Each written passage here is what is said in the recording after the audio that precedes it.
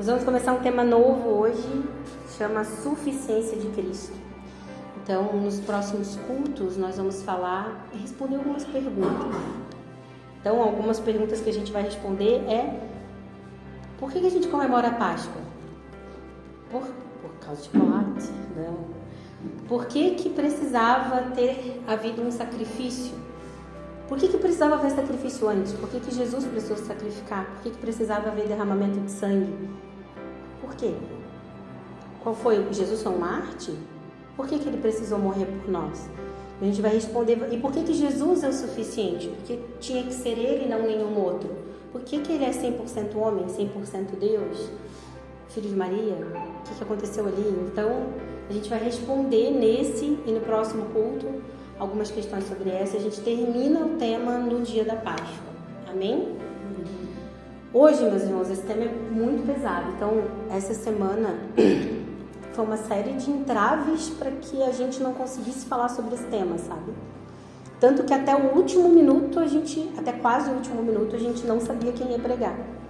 E aí, dadas todas as circunstâncias que aconteceram na semana, o Jean olhou e falou: não, acho que tem que ser você, enfim. Então, o que eu queria pedir de vocês? Misericórdia e graça. Por conta da faringe, por conta do tema, pode ser que eu me dê uma perdida aqui. Sejam pacientes comigo. Vamos abrir a Bíblia? Eu gostaria que você abrisse lá em Romanos, na carta do apóstolo Paulo aos Romanos, no capítulo 8.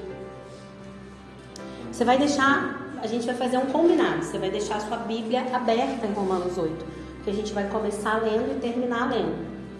Você vai deixar a sua Bíblia aberta e, se você quiser, você faça as suas anotações para depois tirar alguma dúvida com o Jean.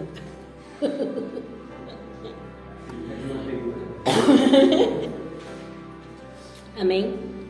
Vamos lá. Romanos 8. Romanos é o meu livro favorito da Bíblia. O Hernandes Dias Lopes diz que Romanos é o Evangelho, é o Novo Testamento segundo Paulo. Que ele, de fato, é um resumo muito bom de tudo aquilo que acontece no Novo Testamento. Você vê Paulo explicando doutrinas muito básicas da fé cristã através do livro de Romanos. Depois ele vai crescendo em profundidade e robustez. E a gente vai ler uma parte do capítulo 8 e depois a gente vai ler outra parte do capítulo 8. Nós vamos ler do versículo 1 ao 4. A minha versão é a NVT, tá bom? Agora, portanto, já não há nenhuma condenação para os que estão em Cristo Jesus, pois em Cristo Jesus a lei do Espírito que dá vida os libertou da lei do pecado que leva à morte. A lei não era capaz de nos salvar por causa da fraqueza da nossa natureza humana. Por isso Deus fez o que a lei era incapaz de fazer, ao enviar seu Filho na semelhança de nossa natureza humana pecaminosa e apresentá-lo como sacrifício por nosso pecado. Com isso, declarou o fim do domínio do pecado sobre nós, de modo que nós, que agora não seguimos mais nossa natureza humana, mas sim do Espírito, possamos cumprir as justas exigências da lei. Amém? Vamos orar? Senhor Jesus, que o Teu Espírito Santo possa mesmo estar aqui nessa noite, Senhor, cuidando das nossas distrações, alinhando o nosso coração, a nossa mente, focando, e que se uma pequena parte dessa palavra cair na semente fértil da nossa mente e do nosso coração e for germinada no tempo certo pelo Teu Espírito, Senhor, porque a Tua palavra é viva e eficaz. Eu não sou, ninguém aqui é, mas a Tua palavra é. Então que o Senhor possa, pela Tua soberania, agitar essa palavra no coração e na mente de quem precisa ouvir, em nome de Jesus, a começar por mim. Amém. O apóstolo Paulo, no início do capítulo 8, ele está falando de como a nova vida do Espírito faz com que nós sejamos livres, verdadeiramente livres do pecado, algo que a lei não pode fazer. Quando ele fala isso, ele está falando da lei mosaica, daquela lei que os judeus seguiam e que servia para apontar para o Cristo que um dia viria, veio e consumou todas as coisas. Está parecendo esquisito o que isso tem a ver com o tema do sangue, mas a gente vai chegar lá. Peço 45 minutos da sua atenção. Vamos entender primeiro por que precisava de um sacrifício. Que estranho, né? Um sacrifício. Deus queria um sacrifício, Ele é dono de tudo. Então, para a gente entender um pouquinho, Deus é santo. Amém? A sua santidade é perfeita. Quem faz estudo bíblico, eu sempre faço propaganda de estudo bíblico, sabe que existem os atributos comunicáveis de Deus, que são aqueles que Ele compartilha conosco, em que certa medida cada um de nós pode ter um pouco. E tem os atributos incomunicáveis de Deus. O que são os atributos incomunicáveis? Aqueles que é impossível que a gente tenha. Por exemplo, a sua santidade. Nenhum de nós é santo. Deus é santo. E a santidade dele é perfeita. Amém? Amém. Ok. Diante da santidade perfeita de Deus, nenhuma falha, nenhum pecado, nada consegue subsistir, porque Ele é santo e perfeito. Imagina como se fosse uma grande fogueira, um grande fogo que entrou em combustão sozinho, um fogo enorme. Você pega uma pequena poeirinha e chega perto desse fogo, o que vai acontecer? Essa poeira vai existir? Ela não vai. Ela vai ser consumida muito antes de você chegar na poeira, né? na fogueira, né? Só pela fumaça ela já vai entrar, já vai subsistir. Nada no universo, em toda a criação, existe diante da santidade de Deus com alguma falha, com algum pecado. Ok? Deus imprimiu na sua criação esse potencial de santidade. Quando Ele cria o homem e a mulher, antes, né? Lá em Romanos 6, se você voltar um pouco, você não precisa abrir, o apóstolo Paulo fala que o salário do pecado é a morte. Claro, porque se Deus é santo e se nada existe de errado diante da presença santa dele, logo morrerá. Antes da gente falar da morte física, aí você pode se perguntar assim, tá, legal, entendi, né, Renata? Deus é santo, Ele é perfeito, nada subsiste diante da santidade dele. Aí se a gente falar antes da criação do mundo, Satanás não morreu quando errou. Aí fica confuso, né? Eu coloquei uma coisa na cabeça de vocês. Vamos tirar essa coisa. Se a gente lê lá em Ezequiel 28, Isaías 14, Ezequiel 28 vai falar, o profeta vai falar do rei de Tiro. Em Isaías 14, do rei da Babilônia. Mas profeticamente, esses dois profetas estão... Daniel. Profeticamente, esses dois profetas... Não, Isaías 14. Profeticamente, esses dois profetas, eles estão falando da queda de Satanás. E qual é a história da queda de Satanás que tem nesses dois trechos que você pode procurar depois? Ele era um querubim e vivia na face de Deus, até que se encontrou orgulho nele, vaidade. Ele foi retirado da presença, retirado da face, da intimidade, desse relacionamento com Deus, junto com o terço dos anjos. E para onde? O que Deus fez? Deus preparou um lugar para Satanás, que é o inferno, para onde ele irá. Ele não está no inferno. Se você for seguir as palavras do próprio Cristo, em João 14:30, o que Jesus fala? Que Satanás está na terra, andando em derredor da terra, governando esta era. Ele é o Senhor dessa era. Então ele ainda não está no inferno. O inferno é um lugar que foi preparado para onde ele irá. A gente sabe que ele irá porque a gente acredita na Bíblia, e Apocalipse diz que é para onde ele irá após o julgamento santo do Senhor. Mas ele habita nas regiões celestiais. Tá, então Satanás estava lá na presença de Deus, no relacionamento de intimidade com ele. Ele era um querubim guardião, ficava diante da face. Aí aconteceu isso, Deus tirou ele desse relacionamento. Ele foi habitar nas regiões celestiais, transitando pela terra, governando esse século. Entendi, ok. Mas ele não morreu. O salário do pecado não é a morte? Bom, ele morreu primeiro porque ele não tem um corpo, né? E segundo, que a gente vai entender que morrer é muito mais do que essa morte física. A gente vai entender ao longo da jornada hoje da pregação. Estão comigo? Ok. Vamos continuar. É importante a gente lembrar que todas as coisas subsistem, como o Jean falou, todas as coisas subsistem do Senhor. Não há nada que Ele não sustente. O inferno não é um lugar da ausência de Deus. O inferno é onde Deus manifesta a sua ira santa e perfeita, o seu julgamento perfeito. Então não existe nenhum lugar no universo, vocês lembram que Deus é onipresente, né? Então não existe um lugar onde Ele não esteja. Ele também sustenta o inferno. E se Satanás ainda existe, é porque ele pertence a um plano perfeito do Senhor para a redenção de todas as coisas. Eu encaminhei no grupo da igreja 2 livretos, um da Páscoa e um dos 4 pontos do plano de redenção. E lá fala sobre isso. Então, no plano de redenção da Trindade, é difícil esse contexto, né?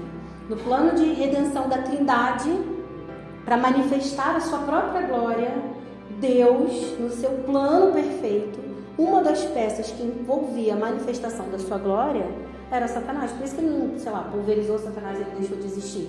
Porque existe ainda um plano que envolve Satanás, que está lá no Apocalipse, né?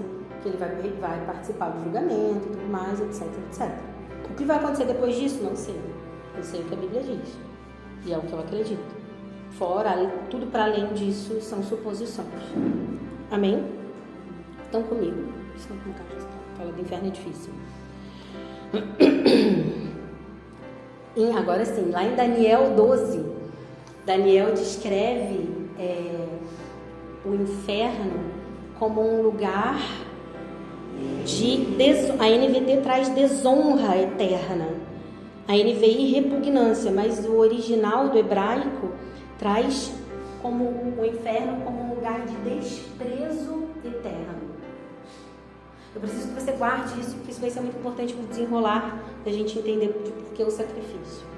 Ok, então, quando Satanás errou, ele é afastado desse relacionamento com Deus, sai dessa habitação, vai para outro lugar, ainda faz parte de um plano que Deus tem de redenção de toda a humanidade para ele, não de Satanás, da humanidade para ele, e foi preparado um lugar que ele irá habitar, que é um lugar de desprezo eterno. Guardem isso, ok. Adão e Eva também pecaram.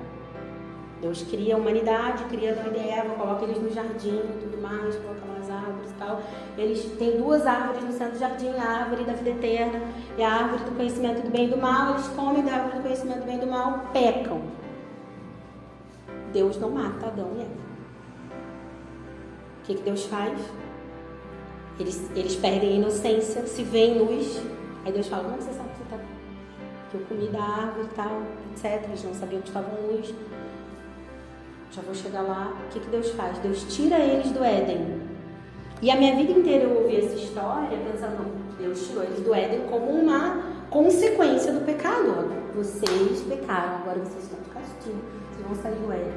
E não foi isso. Se você ler o final do capítulo 3 de Gênesis, o autor fala que Deus tirou eles do Éden para preservar a árvore da vida. Eles tinham comido a árvore do conhecimento do bem e do mal, por isso perderam a inocência, se viram luz e etc. Para preservar a árvore da vida diante da situação pecaminosa de Adão e Eva, Deus coloca querubins, guardiões dessa árvore da vida e tira Adão e Eva do jardim do Éden para começar, a partir daí, a manifestar um relacionamento com a humanidade através da sua revelação progressiva. Foi? Engatei primeiro aqui, mas vocês me acompanharam. Ele começa a se revelar progressivamente para a humanidade através dos acontecimentos geopolíticos, acontecimentos históricos, das revelações de si mesmo, das grandes coisas que acontecem, Marte, vermelho se abre, um monte de coisa acontece. Ele começa a se revelar progressivamente para a humanidade que havia pecado. Então, para preservar e continuar mantendo um relacionamento com o homem, que era o desejo de Deus, ele tira ele do Éden e guarda a árvore da vida. Só que o salário do pecado é a morte. O homem havia pecado, perdeu a sua inocência. O que Deus faz? O próprio Deus faz o primeiro sacrifício da história da humanidade. Ele sacrifica um animal, pega a pele e coloca para cobrir a nudez de Adão e Eva. 2 coisas que eu quero que você guarde na noite de hoje. Vou beber água toda hora.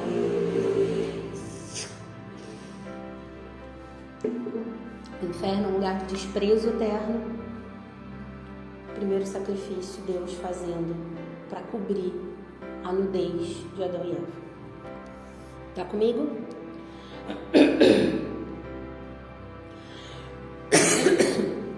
Nos 2 casos que eu falei para vocês, o que é importante a gente perceber? antes de chegar no porquê do sacrifício, no porquê do sangue. Em nenhum momento Deus afastou Adão e Eva da sua presença. Deus também não afastou Satanás da sua presença, até porque a gente tem Jó, lá no livro de Jó, Satanás se apresentando para prestar culto, mas para prestar contas a Deus, que Deus fala, onde é que você estava? Eu estava perambulando a terra, observando como estão seus filhos. Deus, Satanás se apresentando na presença de Deus. Porque Deus é onipresente. É impossível você ser afastado da presença dele. Mas o que aconteceu nos dois casos? Não havia mais relacionamento. Não havia intimidade. Então, querido, você pode estar na presença de Deus todos os dias e não ter relacionamento nenhum com seu Pai. E isso precisa mexer conosco. Porque, ok, você está na presença de Deus. Toda a criação está. Você presta culto ao Senhor, já falei isso para vocês, toda a criação presta. Mas esse relacionamento de intimidade com o nosso Pai. Imagina, Satanás como um querubim guardião diante da face, ele perdeu a intimidade. Adão e Eva não se viam nus, eram íntimos. Na viração do dia Deus se apresentava para eles. Eles passeavam juntos. Perdeu e rasgou essa intimidade com o Pai. O pecado faz isso. Porque diante do pecado a gente se vê de uma forma diferente. Tanto que a primeira coisa que Adão vê é a sua própria nudez. E aí a primeira coisa que eles fazem é se esconder. Aí Deus passa. Onde vocês estão? Eles estão atrás do arbusto. Está escondido. Não quero um relacionamento. E onde nós somos feridos? Quando nós não estamos em relacionamento de intimidade aqui. Os nossos relacionamentos. A primeira coisa que Satanás vai querer te fazer você se esconder e parar de ter relacionamento com as pessoas que representam Deus na sua vida. Estão comigo? Bom, a partir daí Deus começa a se revelar para a humanidade, como eu disse, Adão e Eva, começa a se revelar para a humanidade. E ele começa a mostrar para a humanidade que sempre que há algo errado, que há um pecado, algo precisa morrer. Porque o Jean pecou, você errou, você é digno de morte, mas eu quero continuar tendo um relacionamento com você. Então, lembra que o homem é a coroa da criação.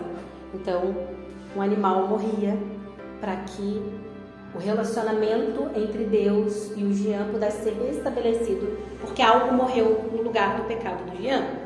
Então, Deus começa a se revelar para a humanidade. E essa revelação de Deus mostrando para a humanidade como se relacionar com Ele envolve cerimônias, sacrifícios, comportamentos. Então, a gente tem toda a história judaica ali, de faz o tabernáculo, como que faz sacrifício. Antes disso, Abraão fazendo sacrifício, como que fazia. Caim e Abel fazendo sacrifício, ainda não tinha uma instrução, mas mostra que eles estavam fazendo sacrifício para se relacionar com Deus, Deus aceito de um, aceito de outro. Então o sacrifício sempre muito presente, como forma de pagar por aquilo que eu não consigo fazer. Então começando, né? Nenhum sacrifício, entretanto, alcança o padrão de santidade de Deus.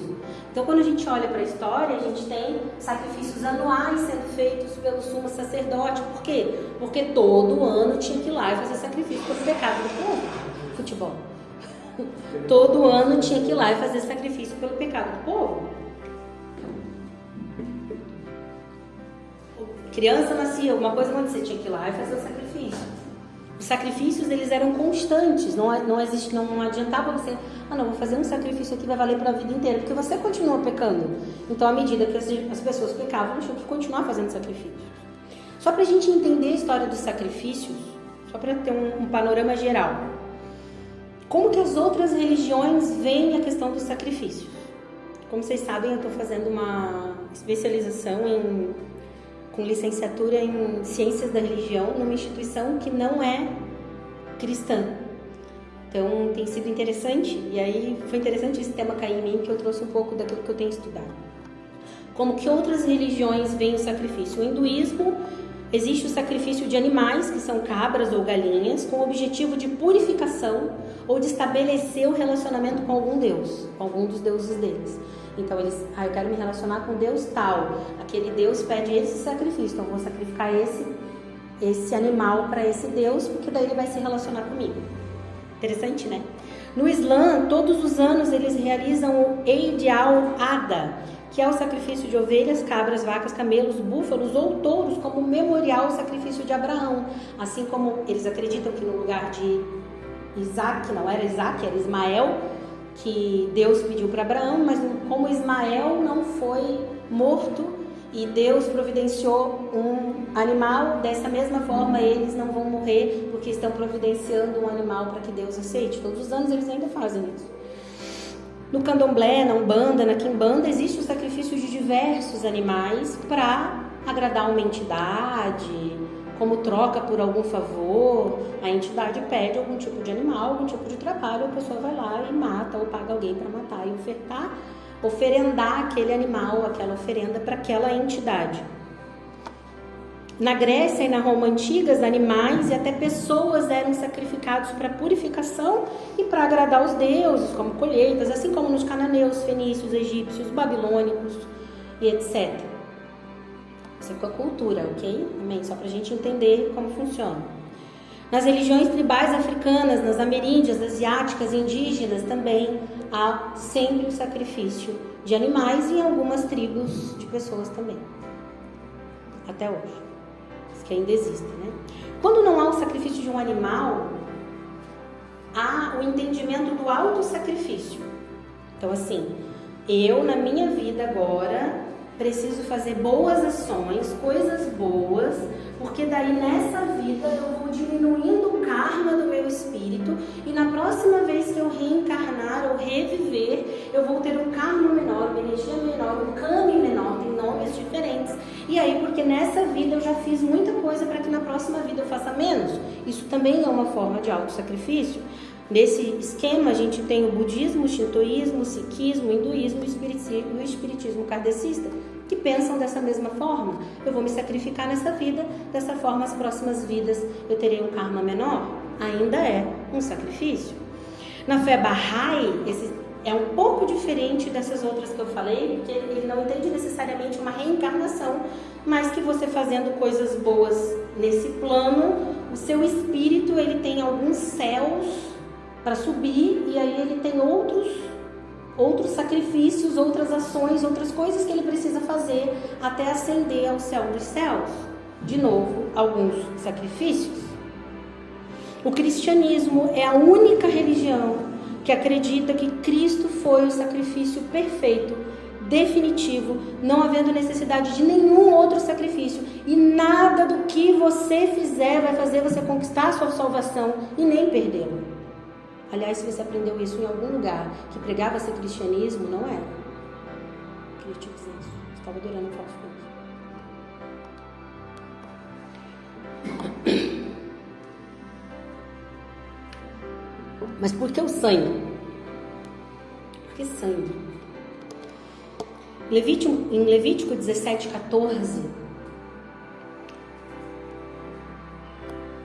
Moisés fala que a vida de toda... Moisés, inspirado por Deus, fala: a vida de toda criatura está no sangue. Ora, o livro de Levítico foi escrito em torno de 1600 a.C., mais ou menos 3.500, 3.600 anos atrás. Eu não acredito que Moisés tinha tecnologia o suficiente para entender o que a gente tem numa gota de sangue. Uma gota de sangue, além do DNA, que a gente é meio óbvio que a gente tem, a gente consegue identificar predisposições a doenças e doenças existentes, a sua ancestralidade, né, de quem que você é filho, as possíveis coisas que você pode ter herdado e transmitir, deficiências, sinais da alimentação, estresse, sono, até o seu estilo de vida, o que você consome, se a sua dieta é muito gordurosa, se não é muito gordurosa, inclusive determinados traços de comportamento e personalidade potencial. Hoje, por exemplo, se você faz uma inseminação artificial, muito comum no Canadá, em alguns lugares do Reino Unido também, você consegue escolher como será o filamento do DNA do seu filho para entender quais são os possíveis padrões de comportamento que ele terá através de uma gota de sangue.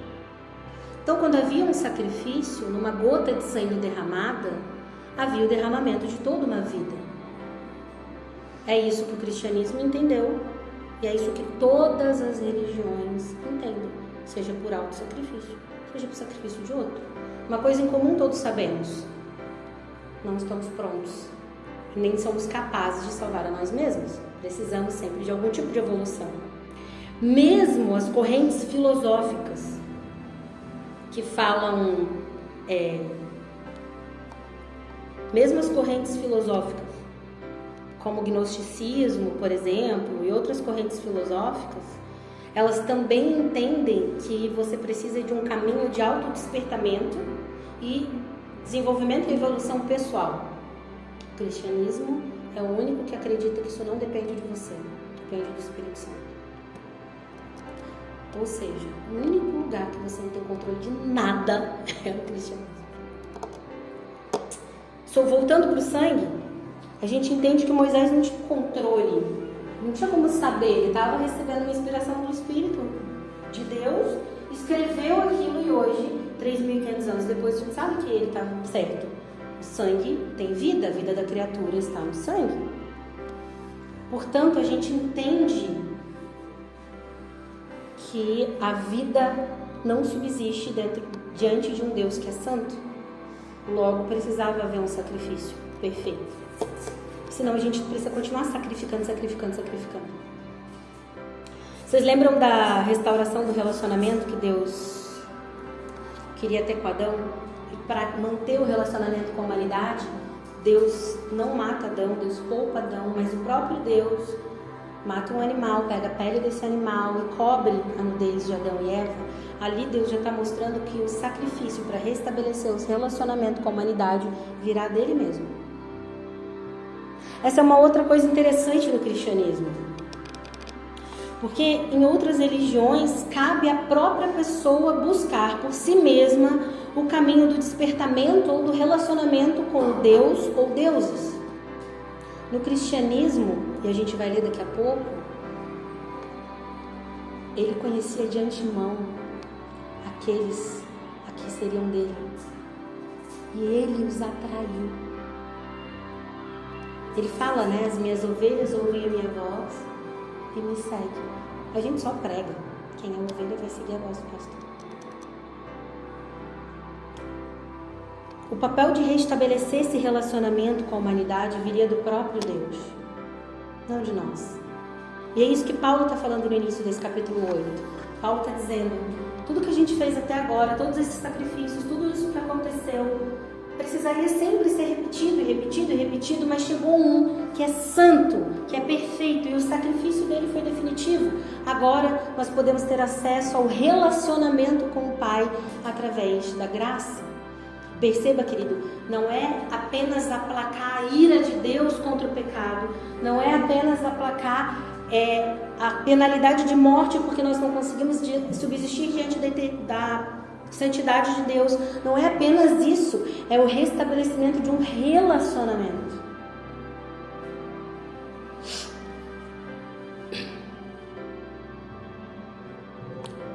O cristianismo é a única das religiões em que o próprio Deus providenciou uma forma de restabelecer o relacionamento conosco. Ele fez. Ele veio como carne. Ele se sacrificou. Por quê?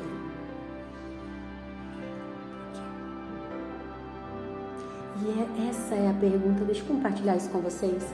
Essa é a pergunta que mais me pega no meu tempo de devocional. Por quê? Por que ele fez tudo isso? Por quê? Porque ele decidiu te amar. Eu sempre falo com Deus assim, Deus, tem alguma coisa errada no seu RH? Tinha tanta gente melhor para você escolher. Ele decidiu amar você e fez tudo isso. Ele não é doido. O amor de Deus é doido. A gente não consegue compreender.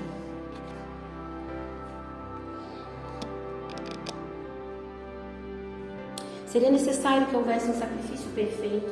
O Jean vai pregar nos próximos cultos sobre isso, sobre por que Jesus era esse sacrifício perfeito, por que esse sacrifício perfeito, sei lá, não era Paulo.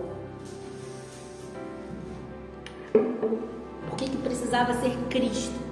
Hoje eu estou falando por que precisava ser.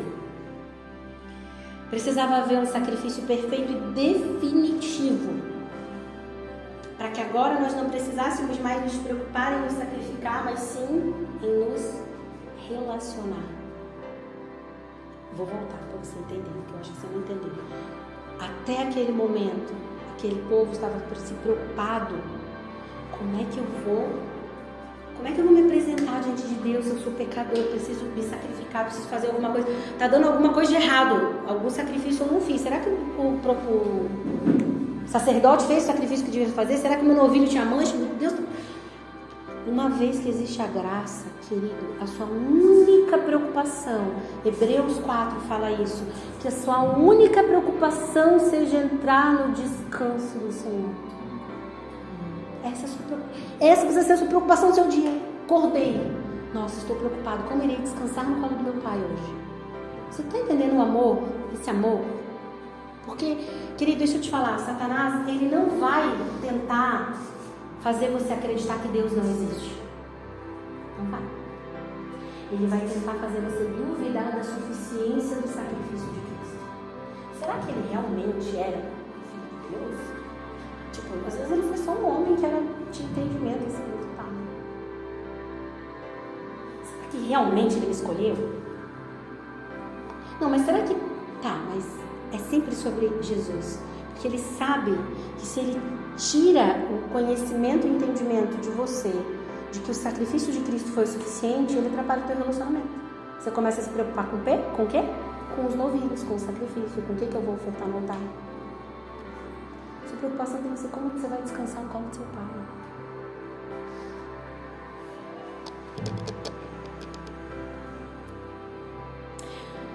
Tudo sempre pertenceu a um plano perfeito do Senhor. E isso é um paradoxo muito grande, porque ele é onisciente, certo? Ele criou Adão e Eva. Ele sabia que Adão e Eva iam pecar. E ele não matou eles. Ele criou. Por quê? Para se deleitar em relacionamento. Querido, Deus não precisa de nós. Ele já estava satisfeito na Trindade. Trindade, Pai, Filho e Espírito Santo, tem uma ciranda perfeita de amor entre ela mesma. Ele não precisa que a gente adore Ele. Ele é dono de toda a glória. Mas Ele decidiu, em algum momento da eternidade, criar você, fraco, pobre, pecador, imundo. Não consegue ficar um dia, me diz um dia que você ficou sem dar uma mancada. Não tem. Mas ele falou: eu quero me relacionar com você. E você vai errar, e eu mesmo vou providenciar um jeito da gente voltar a se relacionar. Não é uma loucura? Vamos terminar a leitura? Vai comigo lá para Romanos. Você vai continuar no capítulo 8, tá?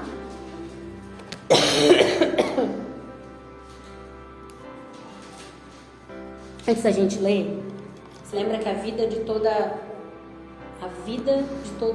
criatura está no sangue. Lembra lá de Levítico? Deixa eu contar uma coisa para você, que talvez você já saiba, que é uma história que a maioria já ouviu, mas eu vou contar de novo que eu acho lindo.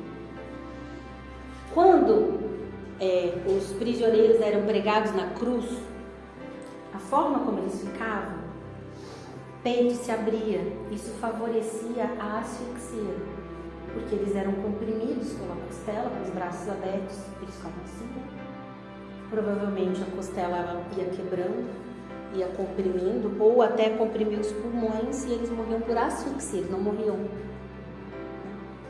Não sei se você já leu a passagem da Paixão de Cristo, mas Jesus, os dois morreram e Jesus ficou vivo um tempão ainda lá, porque ele precisou fazer um esforço enorme para fazer assim, para morrer por sangramento, porque o sangue dele precisava ser derramado.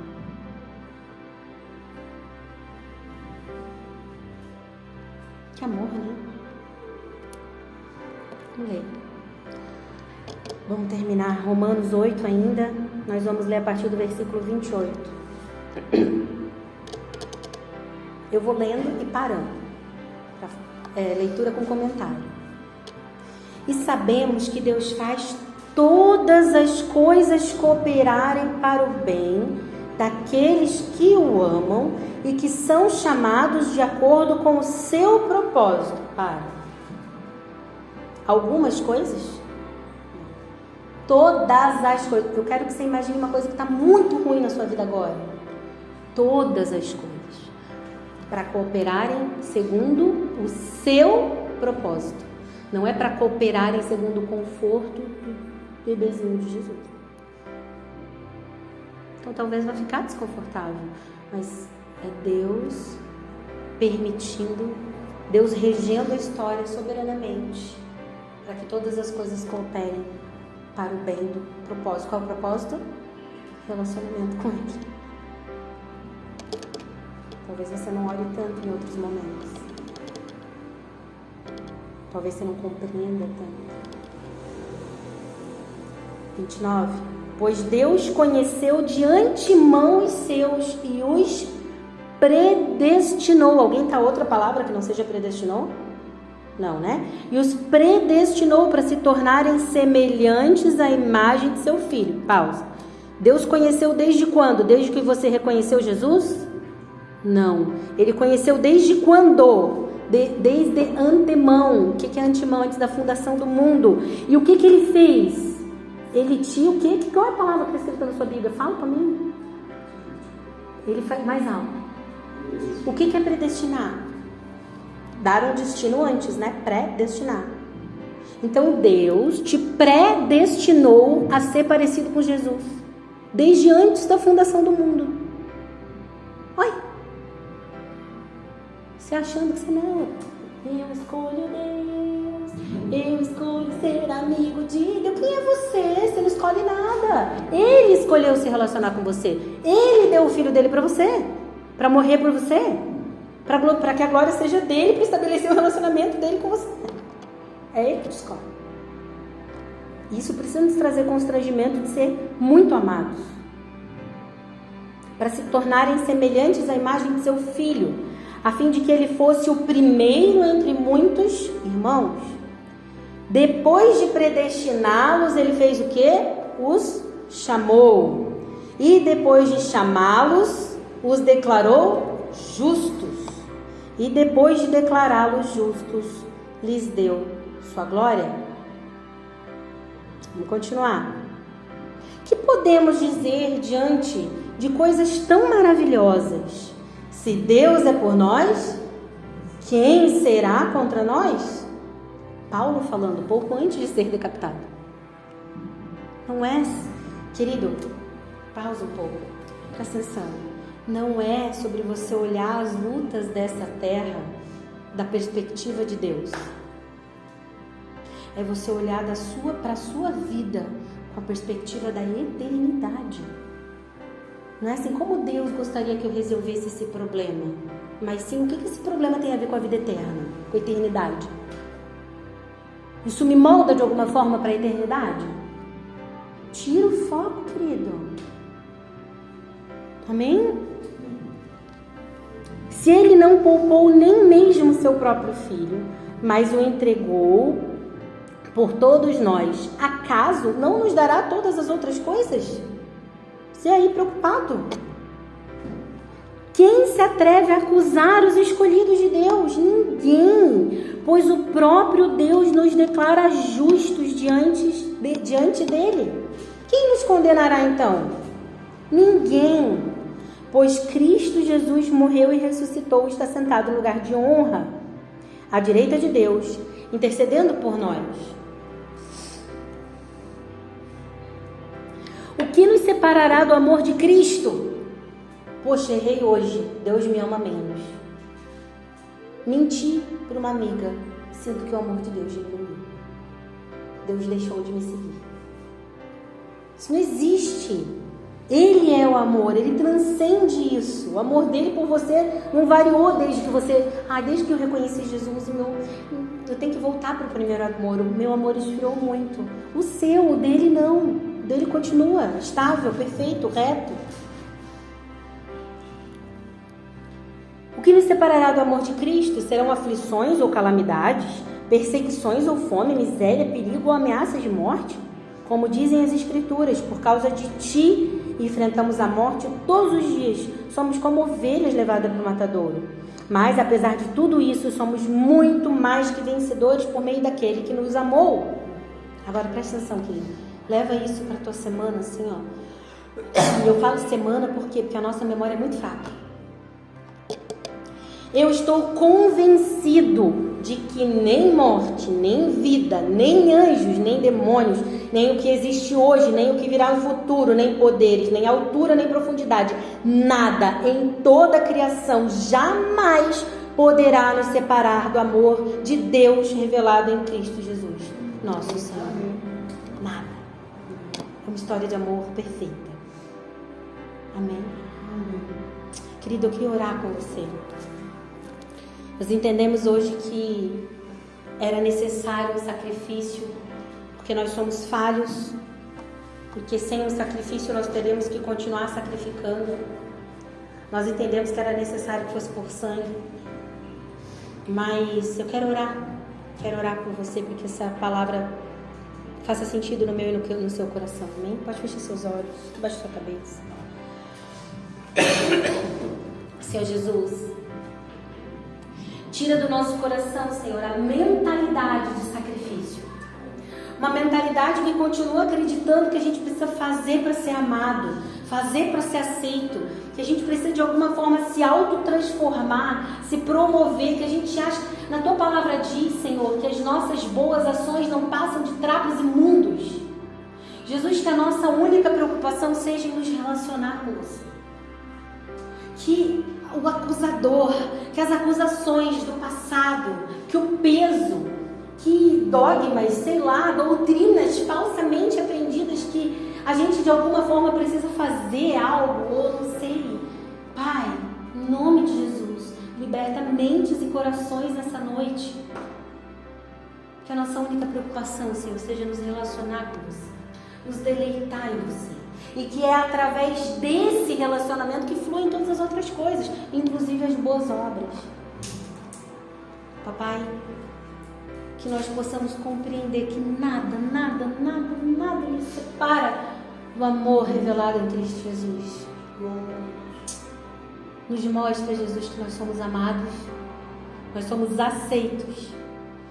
Querido, se foi falado sobre você alguma palavra de rejeição, de abandono, isso não é a palavra de Cristo sobre você. Continua com seus olhos fechados. Jesus, mostra para alguns aqui que o Senhor predestinou, chamou. O Senhor é um Deus de amor, um Pai amoroso, esperando para dar colo, abraço, acolhimento.